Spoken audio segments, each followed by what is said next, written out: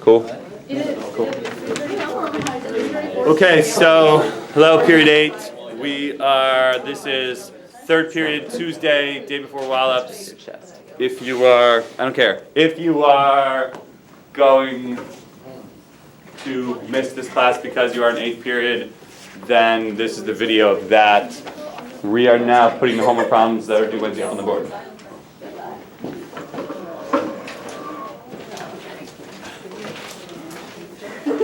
Oh, this was the new teacher. Yeah.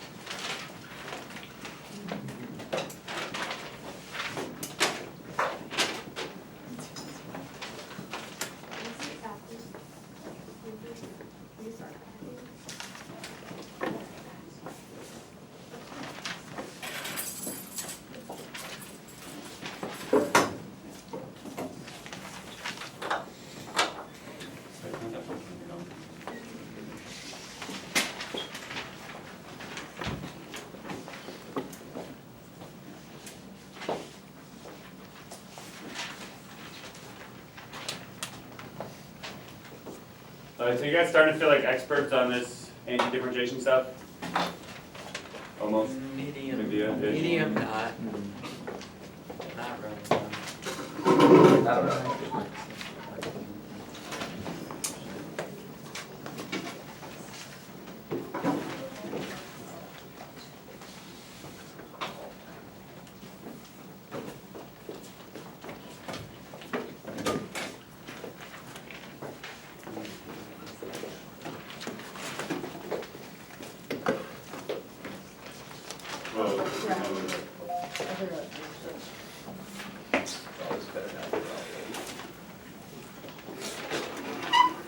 Zach, you check that at the back? Are those the right numbers?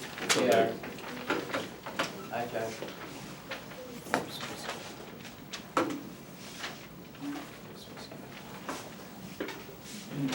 Actually, I'm pretty sure I checked that. You could just leave it, yeah, you could just leave it. You want me to just leave it? Are we supposed You're getting like a common denominator and everything, right? Yeah. Just keep going, at this point just keep going. That's what the book did? Yeah, it went down the whole simplifying. You can just leave it. Yeah, you can probably leave it. Just keep going, just keep going. We've done the test. Do we have to leave? No, I would just. Hold on. Wait, you want it in terms of Keep going, X, just keep right? going. Yeah, in terms of X. Alright, let's just start going over these. I'm going to go back to the two hardest problems that were kind of first. So number 13, the book, we just kind of, when we learned this, we just did all the techniques kind of simultaneously, but the book split it up into different sort of tasks. So this second section from page 358 was all about rational functions.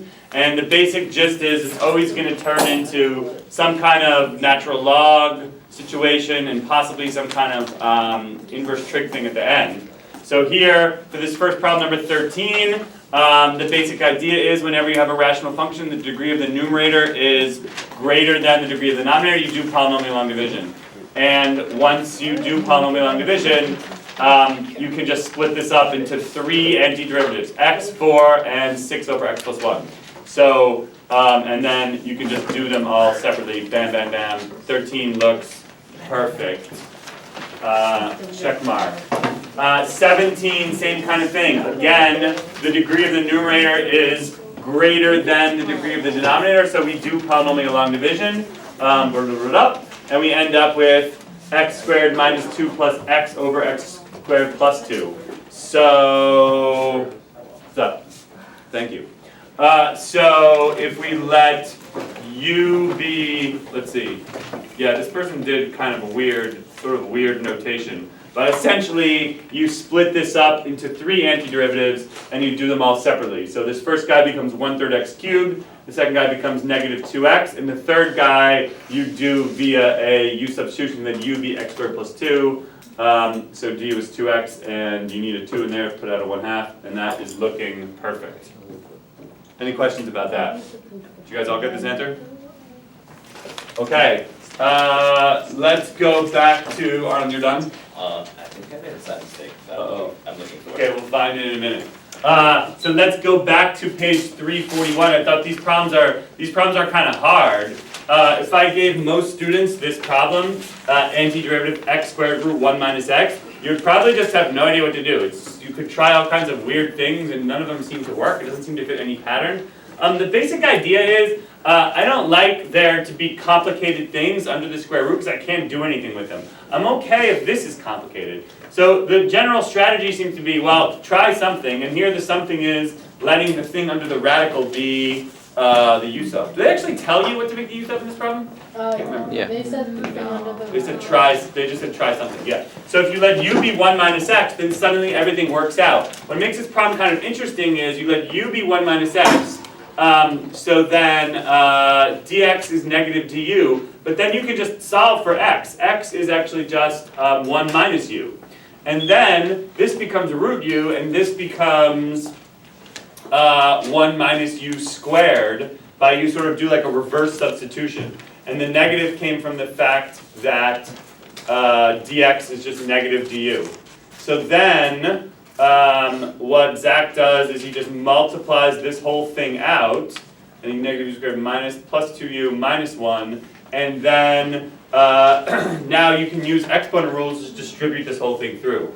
And once you get to this part, it's pretty clear that, okay, we know how to do this problem. Now it just kind of becomes a tedious negative 2/7, blah, blah, blah, blah, blah, blah.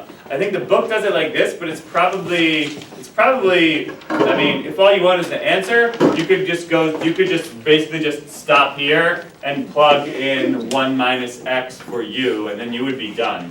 But he goes further and like factors it out and gets a common denominator and does more factoring out and more multiplying through. And then what happens? Does the whole thing work out kind of nicely? Not really, because I didn't try to factor it. Not really. Oh, I see. Okay, so yeah, so we just stop here. All right. I would have just stopped here and just plugged in 1 minus x for u. Any questions about this? 93, I think, is an even harder version of this. Here, it's just totally, I have no idea what to do. I don't see any patterns. Maybe if you're really much smarter than me, you could see this. I don't see it. I'm just going to try some crap. And here, the crap that we try is let u be x plus 1. So then du is just dx. And now suddenly everything's just going to kind of work out. I have negative x. So he's kind of doing partial substitution. So, well, it seems like a good idea because I can write the bottom as u minus root u. But now I have this top is now in terms of x. So we just fix that. X is u minus 1. So now I get negative u minus 1 over u minus root u. That's not necessarily any better. But now he says, okay, let's multiply. Can we get some kind of... I fixed the sign mistake. He fixed the sign mistake. So now he says, all right, let's multiply by the conjugate. So we multiply the top and bottom by u plus root u. So we have negative u plus 1 over u plus root u, and on the bottom we get u squared minus u. It's also not obvious that this is going anywhere. Is this how you do this problem? Yeah. Okay. So the top is negative u squared minus u to the 2/3 plus u plus another root u. And now, and now after all that work, we've converted it into, what did you do exactly here? I broke it into pieces where the parts were different by u. Or I made it so you could divide the u by 1 in both of them. Or u minus 1 in both of them. I got the same answer then. Yeah. I have no idea what you're doing. I moved terms around. I broke it into 2 things and then you can divide them. How did you do that? Where did you, I don't see how this, Oh, okay. Oh man, why don't you just, oh, I guess you have to do that, huh? Man. On the Okay, so you said you took the u squared and the u, because that was just gonna be that's just -1, and then over here you did this, and then if you factor out a root u, well, you basically just divide by u, I guess, or you divide the top and bottom by root u. is that denominator right? Like in the beginning? I think so, right here? Oh no, but like above that. Here? Yeah. Yeah, I think so. Yeah, because this was what he had, he just kind of wrote it backwards. Maybe, is that clear, if we write it as minus plus? You multiply the top and bottom by Oh. u plus root u. Well, I did. Is this how you guys did this? No, I factored a square root of u out. Yeah, I did that too. Yeah. It's a bit easier, Oh, I Uh, cancels. Why factor it out first? If you factor out a root u from the top and bottom, Just from the bottom. it's just the bottom. I mean, I did the same thing, just like in different Yeah, steps. he did it in a kind, he did a sort of more complicated algebraic form. Alright, I'm done with this problem. Negative x minus 1 minus 2 root x plus 1, that looks hard. Wait, Mr. Rose. Yo, Why is there, you have a -1 there, would that make a difference? Like, if you. oh, you didn't have the minus 1. No. Yeah, it doesn't make a difference because the plus c kind of absorbs that. In fact, anytime you have a minus 1, if you want to, you can just kind of take it out. Because antiderivatives don't care about constants. That happens sometimes. Okay, I don't know, does that make sense? yeah. It's just going to be plus some kind of number. So it's just not gonna be there? Well, I mean, you can leave it in, it's not wrong to leave it in, but if one person does an antiderivative and they get, something plus 5, and the other person gets an antiderivative and they just get something plus 2, they're both right, because plus c. Yeah, okay. Okay. I might look at this again, but oh well, no time now. Moving on, 25. 25, again, this falls into the territory of not completely obvious what to do. But generally speaking, okay, here's a kind of an inspiration. This comes up when I teach trig and functions, I talk about this also. So back in like 5th grade or something, you learn, hopefully, that a plus b over c, that's nice. Because that's a over c plus b over c. In other words, it is split upable. What is not nice is a over b plus c, because you cannot split it up. This is a big theme of pre-calc A in the magnet, first week or so, that you cannot do this. Okay, and generally the idea is when we are doing antiderivatives, we like to split things up into as many pieces as possible. And since we like to split things up, we really like when our denominator is of a single term. And here, our denominator is kind of disgusting. And so ultimately, the idea behind letting u be the entire bottom, that's often a good strategy, letting u be the entire bottom. Because by letting u be the entire bottom, you've now made your denominator a single term, and now it's like split upable, and that's going to just make things algebraically easier. So I'm not sure, I'm not confident as I go into this that it's going to work out, but I think it just does work out, right? So we had u be 1 plus root 2x, so du is that's 0, and then that's 1/2 2x, and then I'm going to have back inside 2. So in fact, du is just 1 over root. Yeah, 2x. What happened? Oh, this person likes to solve for gx. So yeah, dx is just root 2x du. So, what happened here exactly?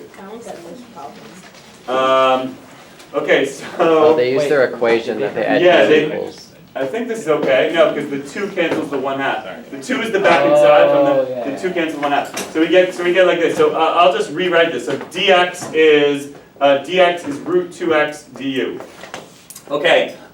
It's also a little bit weird because they're putting the dx down there, but really it's up here.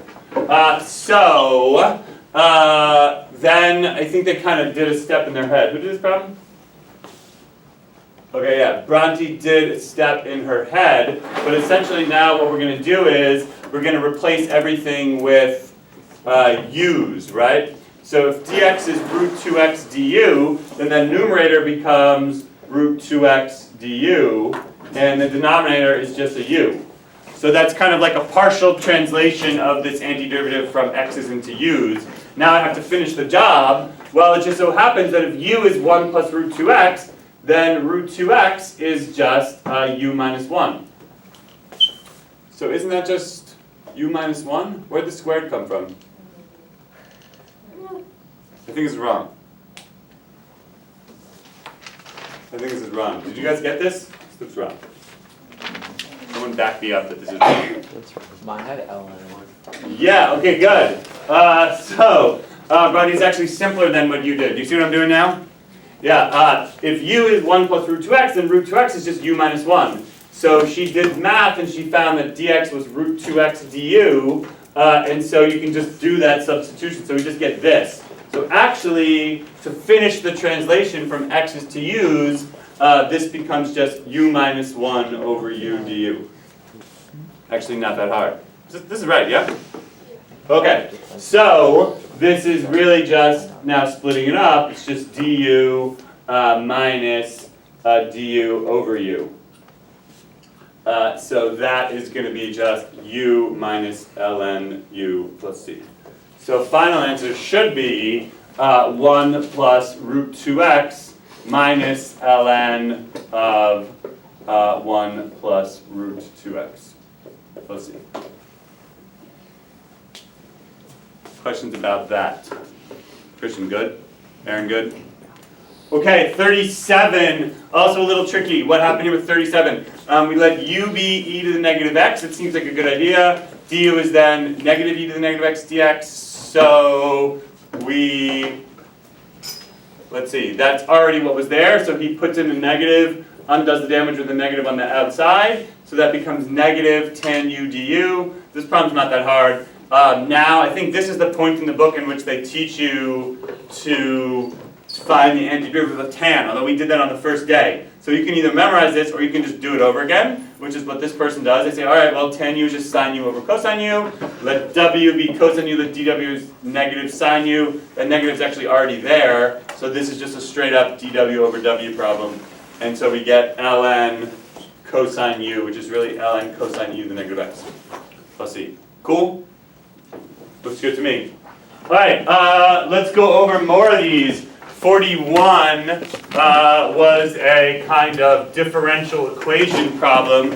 They tell you that the derivative of s with respect to theta is tan 2 theta, and then they give you an initial condition. When theta is 0, s is 2. So if that's the derivative of s, then s is going to be the antiderivative of tan 2 theta, or an antiderivative of tan 2 theta. Okay, so we just do this. This is, this person wants to first do a substitution where they let u be 2 theta and du is 2, so that's fine. So this is really just 1/2 tan u, or 1/2 antiderivative of tan u. And then again, you can either memorize it or you can just keep on doing it over again, I guess. If we let the denominator be w, the numerator is then dw, and so it just works out. You get negative 1/2 ln absolute value w. So this is the general form. The general form is that s is negative 1/2 ln absolute value of cosine 2 theta. Zomp plus c. By the way, most textbooks will not leave it that way. They'll do some funny business. Well, they'll like pop that up. They'll pop up that negative 1/2, and so they'll write it as ln absolute value, or like they'll probably just write it as ln root secant 2 theta, which is ultimately the same thing, right? Because it's if you take cosine to the negative 1/2, that's like 1 over cosine to the 1/2, so that's the square root of secant. Just be aware of that. So that's how I would write it. And now that's the s in general, but now I know that when theta is 0, s is 2, so we plug in 0, and that's just what Gabby did here. If you plug in 0 for theta, secant is 1, ln of 1 is 0, and that means c has to be 2, and so this is the final answer. Did you guys get this? Saloni, cool? Okay, then there were like 5 problems on inverse trig problems which turned out to be inverse trig things. So first we'll do 5. This person is kind of like just doing things in their head, which is okay, I guess, to some extent. So they say, all right, I kind of need that to be 2, so let's just put a 2 up there and put a 2 down here, and then it just works out perfectly as arc secant absolute value 2x. Why is it absolute value? Why is it absolute value? We had this whole conversation last class, but it wasn't particularly clear, my explanation, but it is true that when you anti-differentiate, it's just like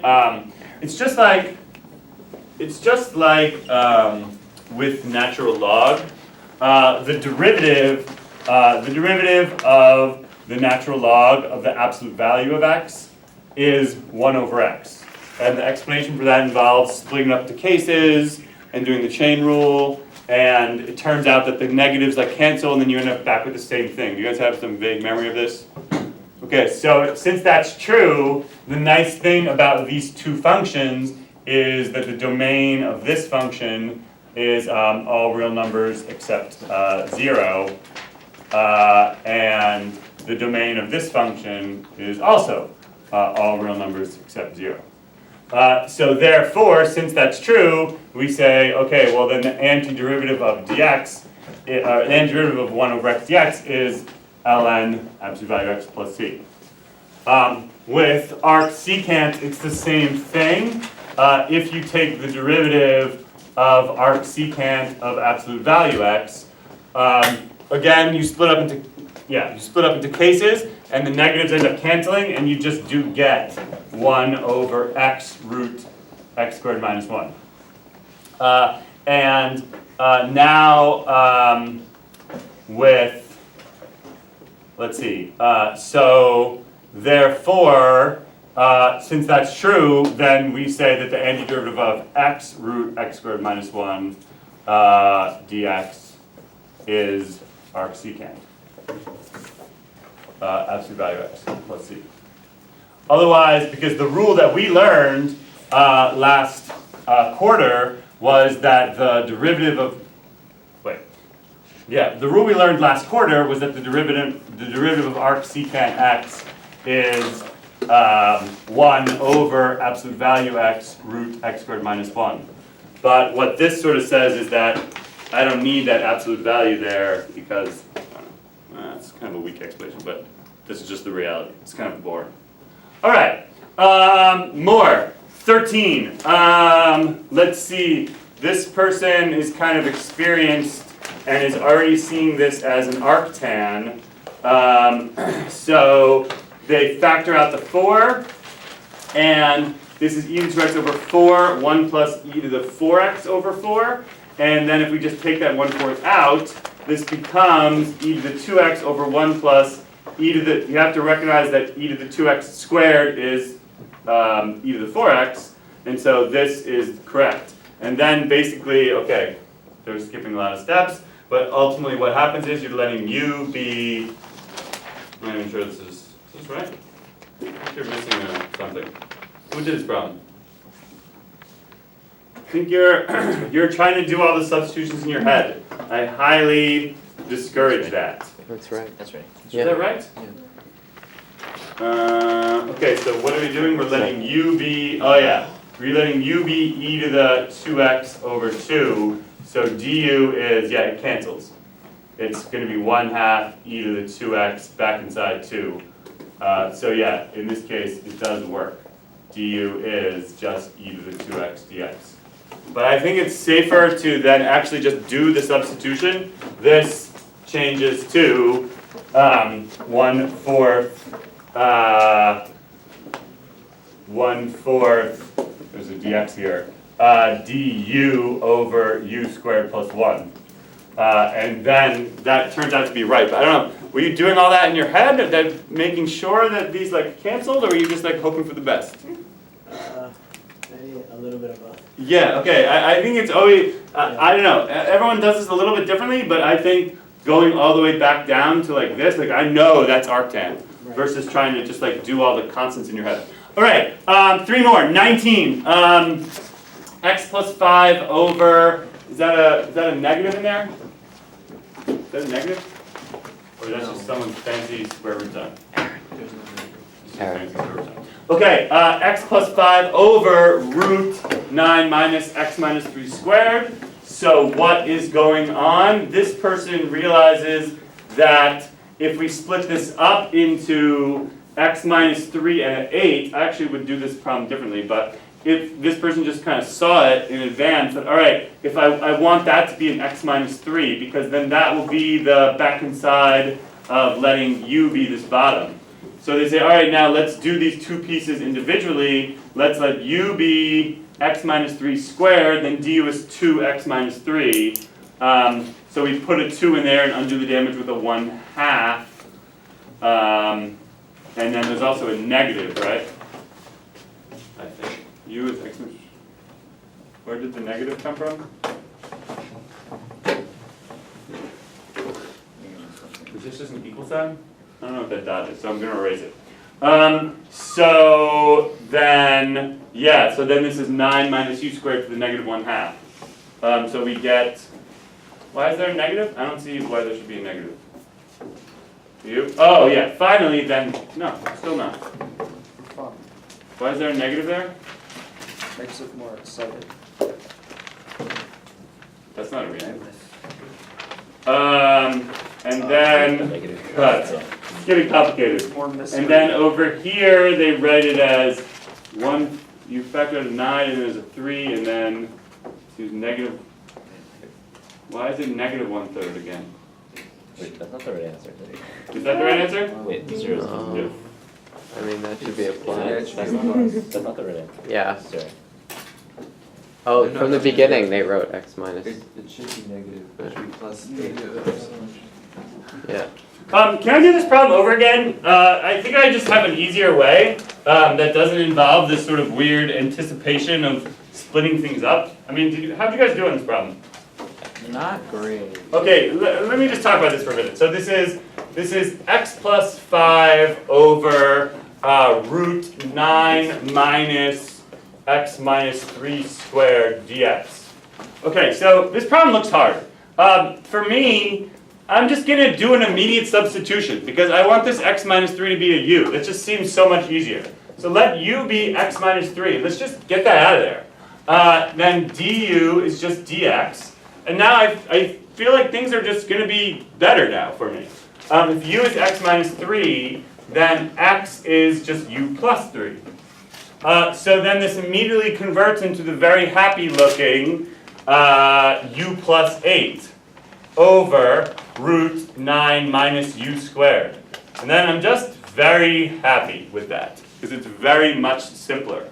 And now it's very clear to me that this should be split up into two pieces. That I really want to write this as u over root 9 minus u squared, du on the one hand. Okay, I know how to do that. And on the other hand, this is just 8 du over root 9 minus u squared on the other hand, and that's going to be an arcsign problem.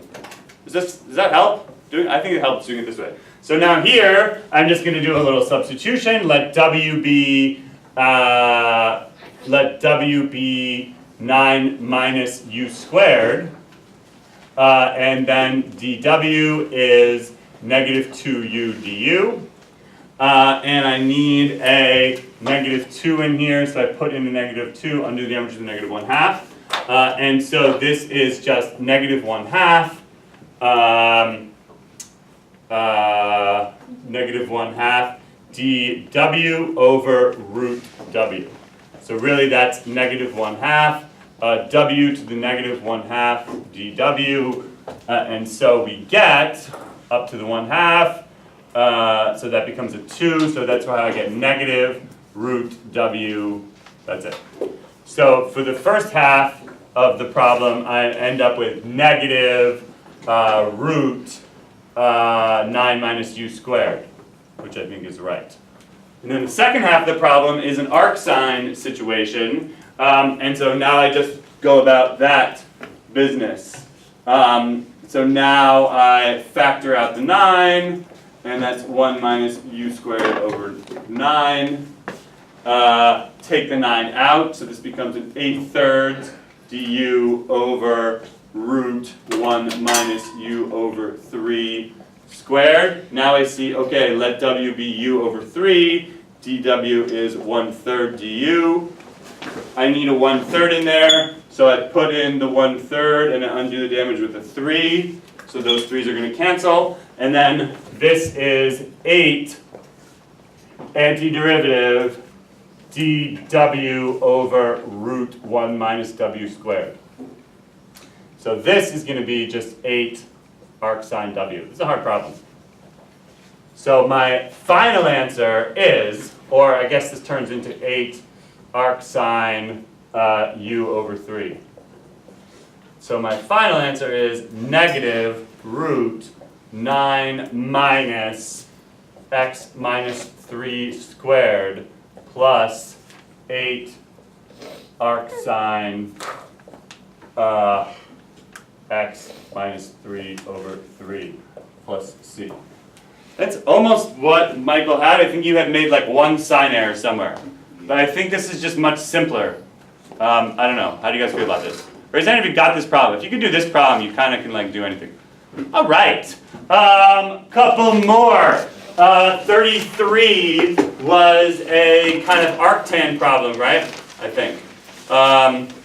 Again, this gets very tricky. Let's see what this person did. They, again, I think it's easier to complete. How did you know to do that? It said it in the book. Oh, it said to do that? To complete the square, yeah. Oh, but did this person actually complete the square? Not till later. Who did this problem? Aaron, how did you know to do plus 6 minus 6? So the derivative of the denominator could have been 2x plus 6. Oh, okay, yeah, that's pretty smart. Yeah, he says if you take the derivative of the denominator, you get 2x plus 6. So I kind of want there to be a 2x plus 6 there. Again, I would do this problem differently, but that works. So do you guys see why he did plus 6 minus 6? For that reason. I would have just completed the square and then did a substitution and then dealt with whatever was left over, but this works fine too. So yeah, once he splits it up like this, then he realizes, okay, that is going to be doable with a u sub, and so actually just do it. So that the first half becomes easy. Now I just have to deal with this. Takes out the 6, and now this is going to now he completes the square.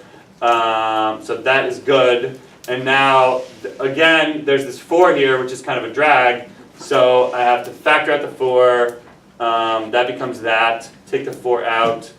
U is x plus 3 over 2. So put in a 1/2. Take out a 2, du over u squared. Yep, looks good. So yeah, these are pretty hard. Questions on 33. All right, 37.